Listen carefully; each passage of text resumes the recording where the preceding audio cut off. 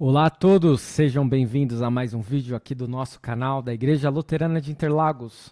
Sou o pastor Rômulo Souza, quero conduzi-los mais uma vez a um novo estudo, a um novo livro.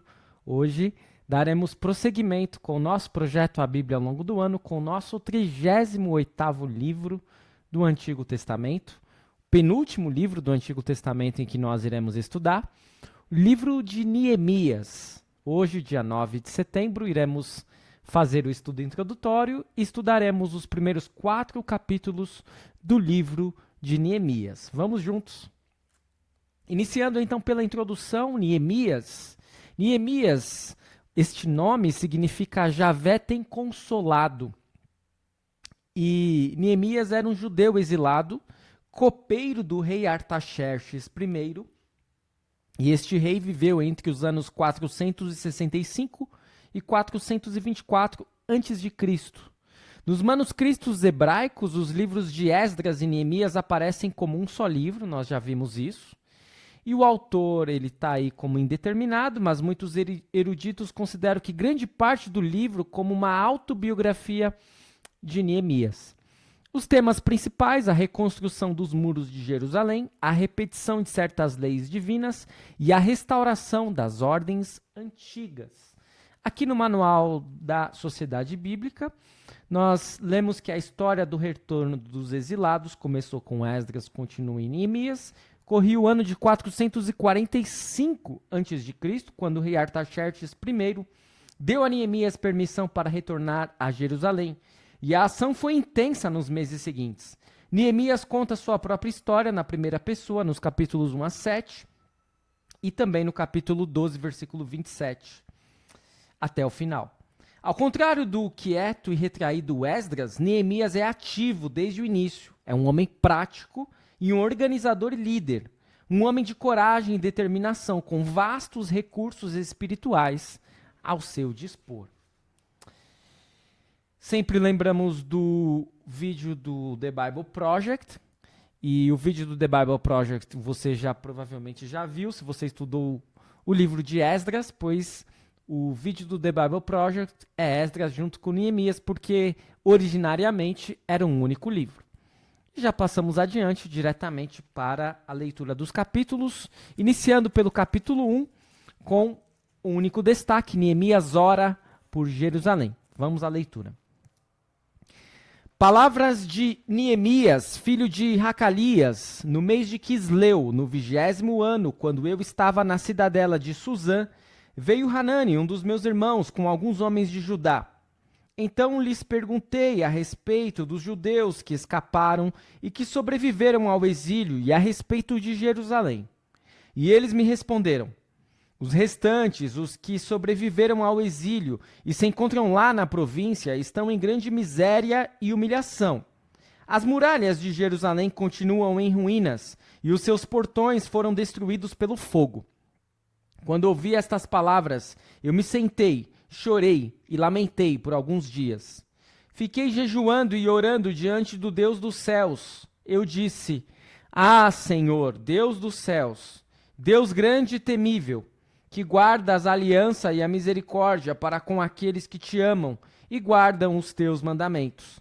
Estejam atentos os teus ouvidos e os teus olhos abertos, para que atendas à oração do teu servo, que hoje faço diante de ti, dia e noite, pelos filhos de Israel, teus servos. Faço confissão dos pecados dos filhos de Israel, os quais temos cometido contra ti. Eu e a casa de meu pai pecamos.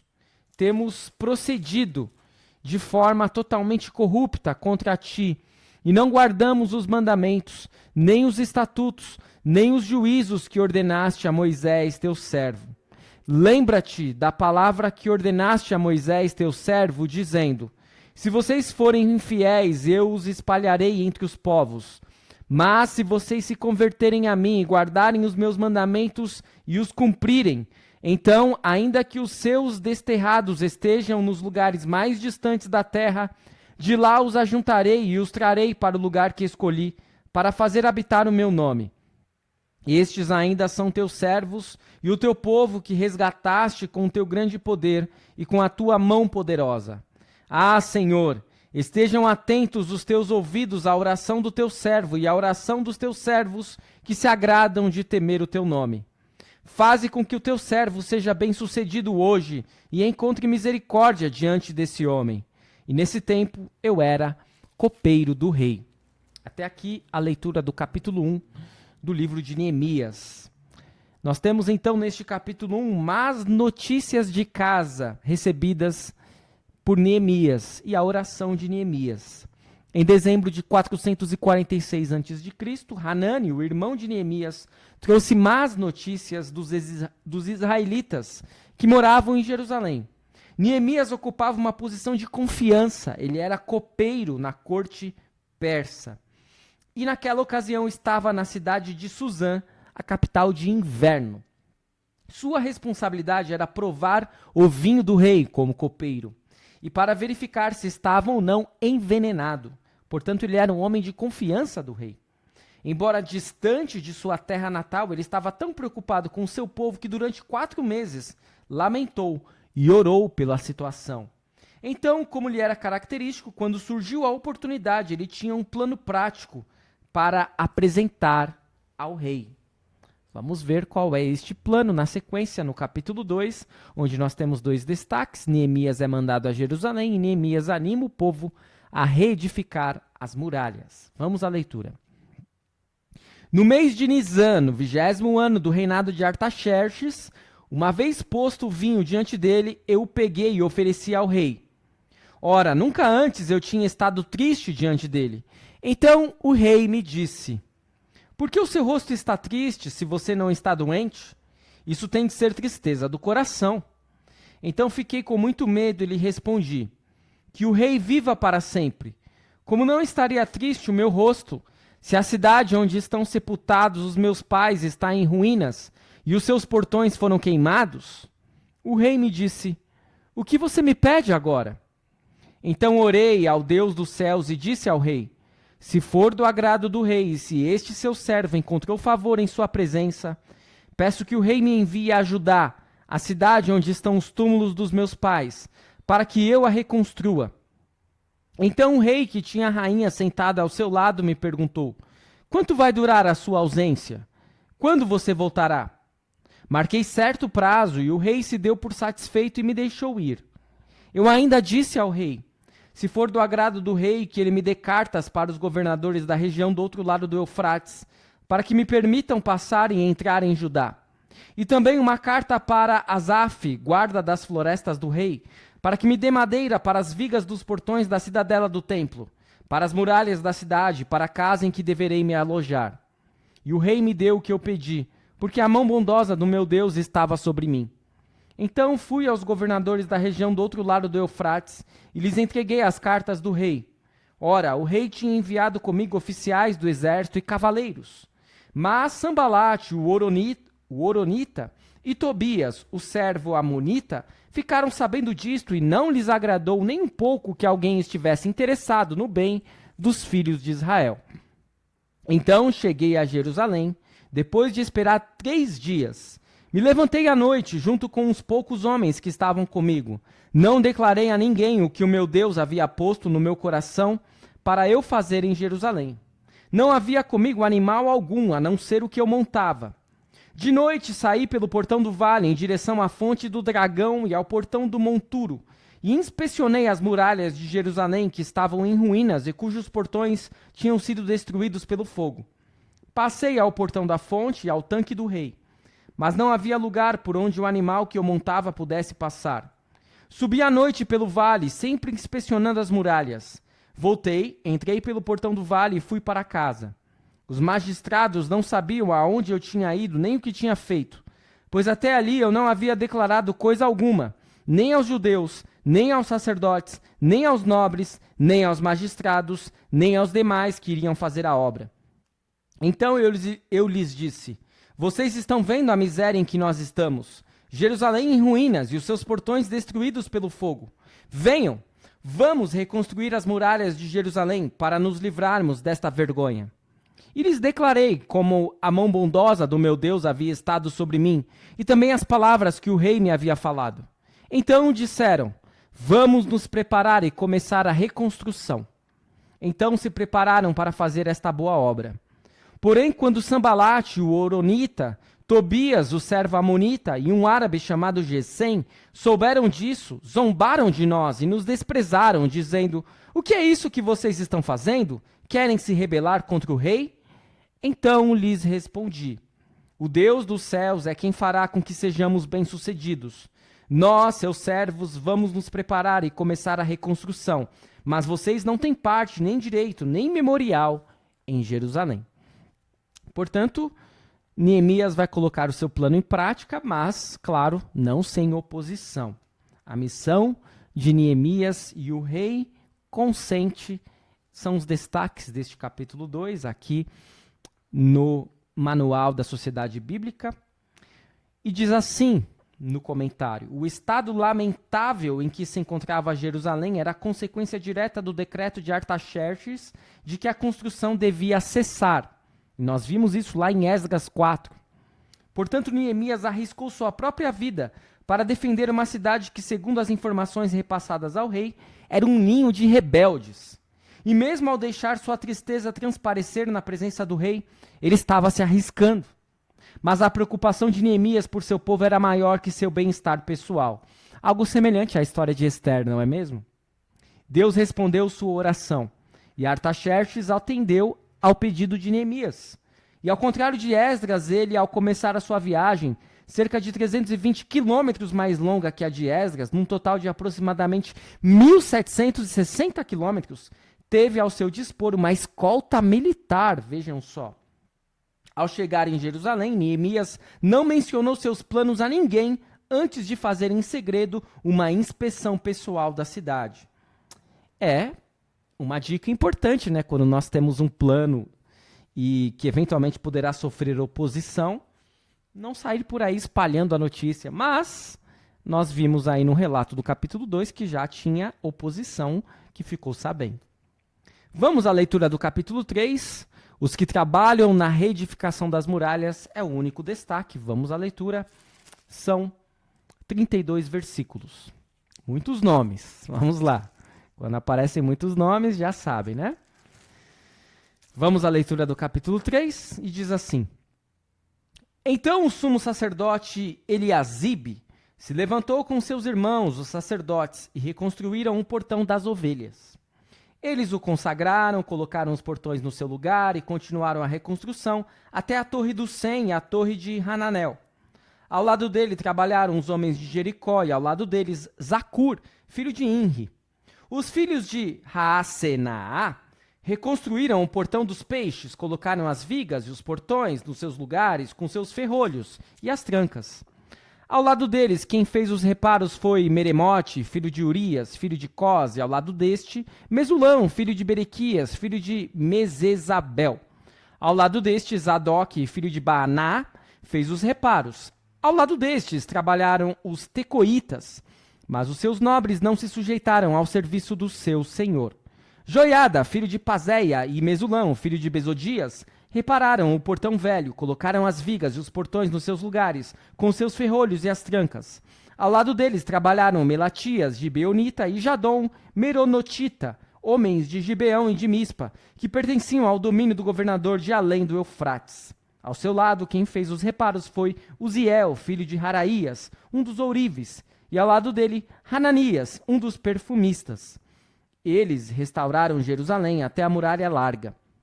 Ao lado destes trabalhou Refaías, filho de Ur, governador de metade do distrito de Jerusalém. Ao seu lado, Gedaías, filho de Harumaf, fez os reparos em frente da sua casa, e ao seu lado, Ratus, filho de Razabinéias, fez os reparos. Malquias, filho de Harim, e Hassub, filho de Paate-Moabe, repararam o trecho seguinte e a torre dos fornos.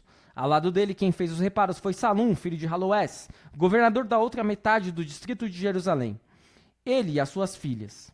Hanum e os moradores de Zanoa repararam o portão do vale.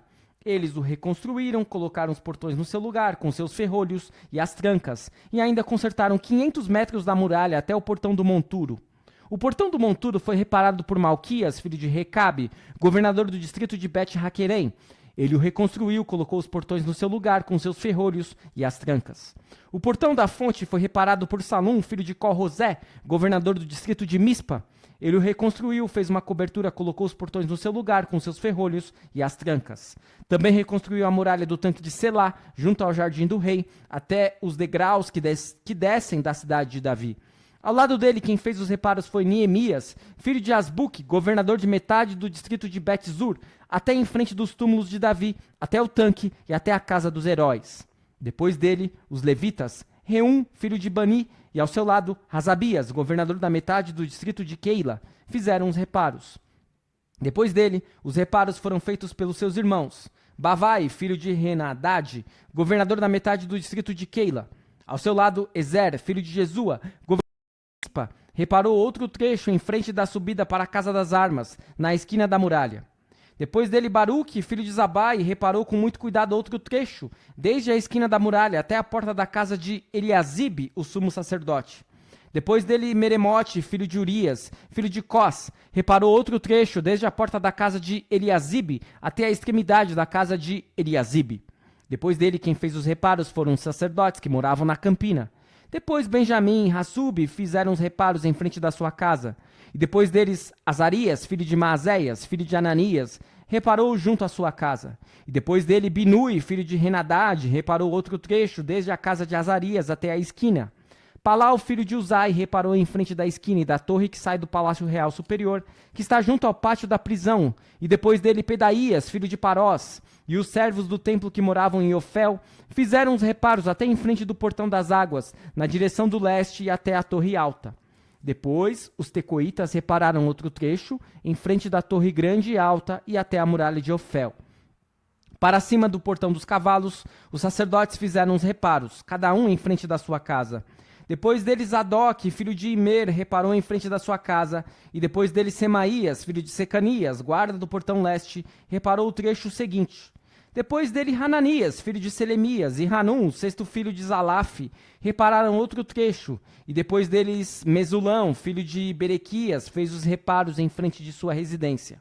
Depois dele, Malquias, filho de Ourives, fez os reparos até a casa dos servos do templo e dos mercadores, em frente do portão da guarda, até o terraço da esquina. Entre o terraço da esquina e o portão das ovelhas, os reparos foram feitos pelos ourives e pelos mercadores. Até aqui, o longo e complicado texto do capítulo 3, onde nós temos a reedificação das muralhas. E aqui, do capítulo 3 até o 6, nós começamos uma nova sessão no livro de Neemias, que é a reconstrução dos muros de Jerusalém.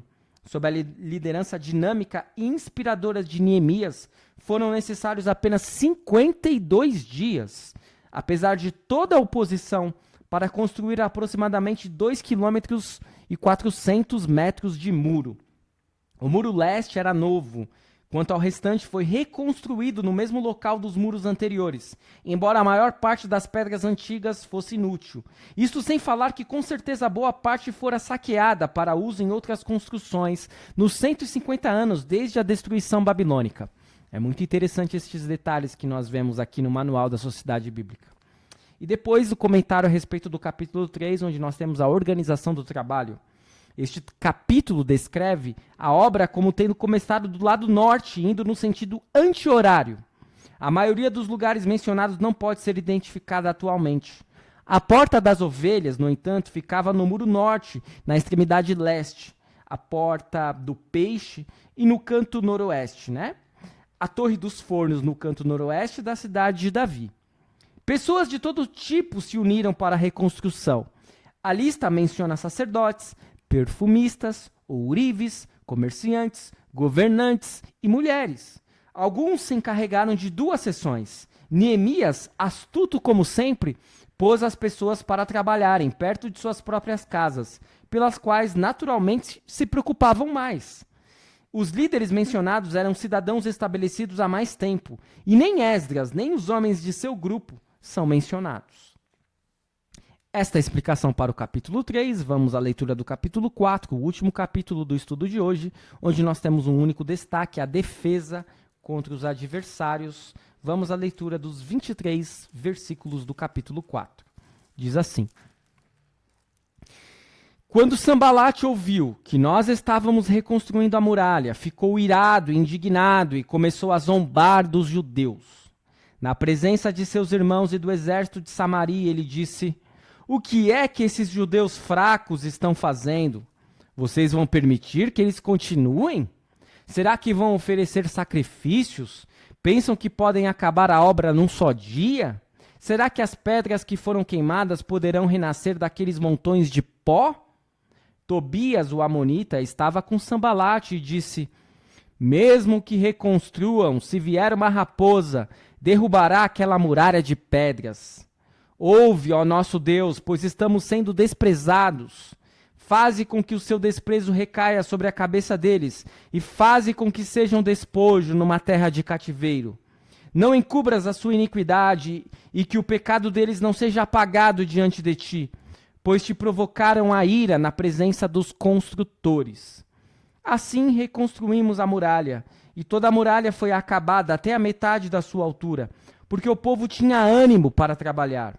Mas quando Sambalate, Tobias, os árabes, os amonitas e os asdoditas ouviram que a reparação das muralhas de Jerusalém ia adiante e que já se começavam a fechar-lhe as brechas, ficaram muito irados. Todos se ajuntaram de comum acordo para virem atacar Jerusalém e criar confusão ali. Porém, nós oramos ao nosso Deus e, como proteção, pusemos guarda contra eles de dia e de noite. Então os que estavam em Judá disseram: os carregadores já não têm mais forças, e os escombros são muitos. Nós mesmos não seremos capazes de reconstruir a muralha. Os nossos inimigos diziam entre si: eles não ficarão sabendo, nem verão nada, até que entremos no meio deles e os matemos. E assim vamos fazer com que a obra pare. Os judeus que habitavam na vizinhança deles nos disseram 10 vezes: de todos os lugares onde moram, eles nos atacarão. Então pus o povo por famílias nos lugares baixos e abertos, por detrás das muralhas, com as suas espadas, as suas lanças e os seus arcos. Depois de fazer uma inspeção, levantei-me e disse aos nobres, aos magistrados e ao resto do povo: não tenham medo deles. Lembrem-se do Senhor, grande e temível, e lutem pelos seus irmãos, seus filhos, suas filhas, pelas mulheres e pela casa de vocês. Quando os nossos inimigos ouviram que nós já sabíamos disso e que Deus tinha frustrado o plano deles, voltamos todos nós para a muralha, cada um à sua obra. Daquele dia em diante, metade dos meus homens trabalhava na obra e a outra metade empunhava lanças, escudos, arcos e couraças. E os chefes estavam por trás de toda a casa de Judá que reconstruía a muralha. Os carregadores que por si mesmos tomavam as cargas, cada um com uma das mãos fazia a obra e com a outra segurava a arma. Os construtores, cada um trazia a sua espada na cintura, enquanto construíam. O que tocava a trombeta estava ao meu lado. Eu disse aos nobres, aos magistrados e ao resto do povo: grande e extensa é a obra, e nós estamos espalhados na muralha, longe uns dos outros. No lugar em que ouvirem o som da trombeta, ali reúnam-se em volta de nós. O nosso Deus lutará por nós. Assim trabalhávamos na obra, e metade empunhava as lanças desde o raiar do dia até o anoitecer. Também nesse mesmo tempo eu disse ao povo: cada um de vocês fique em Jerusalém com seu servo, para que de noite nos sirvam de guarda e de dia trabalhem. Nem eu, nem os meus irmãos, nem os meus servos, nem os homens da guarda que me seguiam tirávamos as nossas roupas, nem mesmo para dormir. Cada um se deitava com as armas à sua direita. Até aqui, a leitura do capítulo 4 do livro de Neemias. E no comentário nós vemos que Neemias vence a oposição. O povo tinha vontade de trabalhar e possuía um líder dinâmico. No entanto, tiveram que enfrentar primeiro o ridículo, depois o terrorismo de oponentes poderosos. E a resposta de Neemias foi oração e fé, aliadas também com ação prática. Oramos e pusemos guardas, diz lá no versículo 9. Lembrai-vos do Senhor grande e temível e pelejai. Não é só orar, não é só ter fé, mas também arregaçar as mangas, defender contra ataques dos inimigos. E a sua confiança inabalável vinha da certeza de que o nosso Deus lutará por nós. Quer dizer, Eles entraram em batalha, eles entraram em luta, mas sabendo que quem venceria a luta seria o próprio Deus. Esta então é a explicação do capítulo 4. Vamos retomar os principais ensinamentos destes primeiros 4 capítulos do livro de Neemias. No capítulo 1, nós vimos, aqui de acordo com a Bíblia da Reforma, que Neemias recorda o relato sobre Jerusalém que motivou a sua decisão de viajar para lá e ajudar o povo de Deus. E hoje, ao ouvir a respeito das necessidades de outras pessoas, precisamos levá-las a sério como tema de oração e também de interesse. Em favor daqueles que sofriam em Jerusalém, Neemias jejua e ora com grande empatia, guiado pela palavra de Deus. A palavra de Deus concede confiança na oração. No capítulo 2, Neemias pede uma oportunidade para ajudar a reconstruir a sua cidade natal e o rei responde favoravelmente, pois Deus está dirigindo a questão. Na sequência, a palavra leva o coração de Neemias a começar os planos de reconstrução dos muros de Jerusalém. E ao ler a palavra de Deus, precisamos reconhecer que ela nos levará também a servir a Deus e ao povo de Deus. Na sequência, no capítulo 3, os judeus começam a trabalhar avidamente nos muros e nas portas de Jerusalém sob a hábil liderança de Neemias. O povo de Deus ainda hoje tem responsabilidades civis a cumprir, compartilhando das cargas de sua família e de seu próximo. E à medida que Deus lhe dá força, auxilia o seu próximo, pois isso dá vida e melhora a sua qualidade. Por último, no capítulo 4, os judeus cansados, mas atentos, auxiliam uns aos outros com o conselho de Neemias. E Neemias encoraja ainda mais o serviço vigilante, lembrando os trabalhadores que Deus pelejará por nós. Seja a dificuldade que for, física, mental ou espiritual, o Senhor permanece ao nosso lado. Precisamos encarar o plano sólido de Deus com confiança na bênção divina. E assim como derrotou o diabo na cruz, ele nos ajudará a derrotar os obstáculos que nós temos a enfrentar nesta vida. É muito interessante o livro de Neemias e muito edificante, né? Até literalmente, afinal de contas, ele está reedificando as muralhas e a cidade santa. E fica o convite para nós continuarmos o estudo do livro de Neemias. Amanhã retornaremos com mais 4 capítulos deste grande livro, penúltimo livro do Antigo Testamento que nós estamos estudando. Muito obrigado por assistir. Fique na paz do Senhor. Até o nosso próximo vídeo.